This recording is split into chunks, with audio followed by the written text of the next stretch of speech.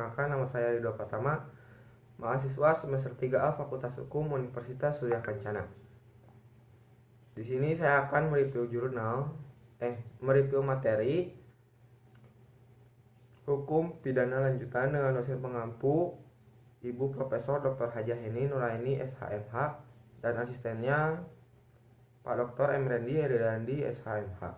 Bab 3, perbarengan atau gabungan tindak pidana atau summon loop atau concursus.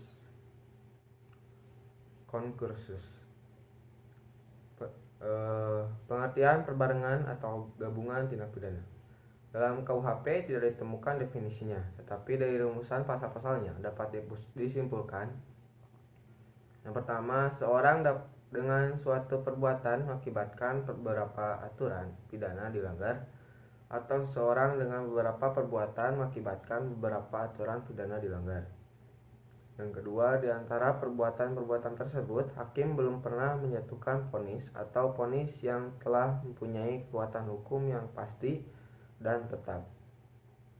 Yang ketiga, jaksa atau penuntut umum adalah melakukan penuntutan perkara-perkara tersebut harus secara sekaligus dan bersamaan. Di antara ketiga pengertian tersebut, yang paling penting adalah nomor 1, karena menyangkut perbuatan. Selanjutnya, pengaturan perbarengan atau gabungan tindak pidana diatur dalam buku 1 KUHP bab 6 pasal 63 sampai 71. Yang pertama, perbarengan peraturan atau concursus idealis diatur dalam pasal 63 KUHP. Yang kedua, perbuatan berlanjut atau progressive handling diatur dalam pasal 64 KUHP. Yang ketiga, perbarengan perbuatan atau concursus realis diatur dalam pasal 65 sampai 71 KUHP. Selanjutnya, sistem pemidanaan.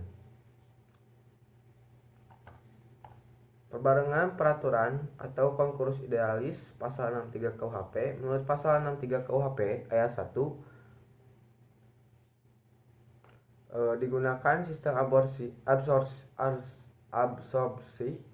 absorpsi, yaitu hanya dikenakan atau jatuhkan pidana pokok terberat. Sistem pemidanaan seperti ini dinamakan absorpsi murni atau hisapan murni, yaitu pidana yang terberat menghisap pidana yang ringan.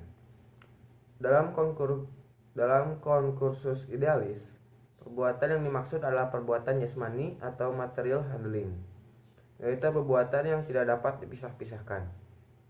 Dalam pasal 63 KUHP, aturan yang dilanggar harus berbeda lebih dari satu aturan pidana, tetapi dalam praktek sering terjadi beberapa peraturan yang hanya melanggar satu aturan pidana. Terhadap hal ini dipakai pendapat doktrin, yaitu concursus idealis homogeneus. Mungkin cukup sekian review materi dari saya. Mohon maaf jika ada kesalahan kata. Wabillahi taufiq wal hidayah. Wassalamualaikum warahmatullahi wabarakatuh.